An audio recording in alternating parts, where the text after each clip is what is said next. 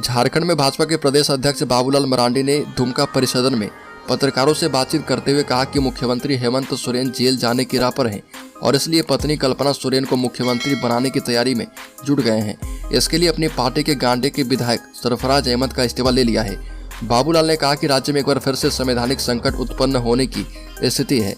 ये भी कहा कि मुख्यमंत्री हेमंत सोरेन को यह पता है कि उनकी पत्नी अनुसूचित जनजाति आरक्षित सीट से चुनाव नहीं लड़ सकती है, इसलिए उन्होंने झारखंड मुक्ति मोर्चा विधायक से इस्तीफा करवाया है।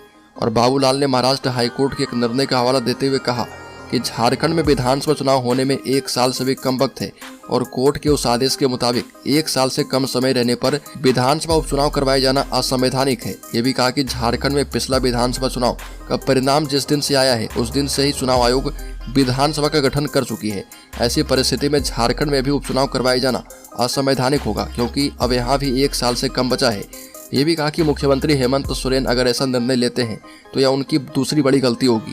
बाबूलाल ने कहा कि मुख्यमंत्री का ऐसा कोई भी प्रस्ताव आता है तो भाजपा राज्यपाल से मिलकर इसे रोकने का काम करेगी।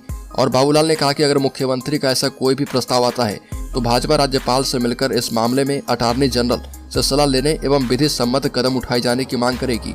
बाबूलाल ने कहा कि मुख्यमंत्री हेमंत सोरेन के ऐसे कदम से एक बार फिर झारखंड का मजाक बन सकता है और भाजपा राज्य का मजाक बनने नहीं देना चाहती है। इस सवाल पर कि भाजपा राज्य में राष्ट्रपति शासन की मांग करेगी, इसके जवाब में मरांडी ने कहा कि नहीं, भाजपा राष्ट्रपति शासन की मांग बिल्कुल नहीं करेगी। भाजपा की मंशा है कि सिर्फ कानून के आधार पर ही राज्य की व्यवस्थाएं चले और आगे भी चलते रहे। तो दोस्तों, अभी के लिए इतना ही। झारखंड से जुड़ी और भी तमाम अपडेट को पाते रहने के लिए सब्सक्राइब करें और बेल आइकॉन को दबा लें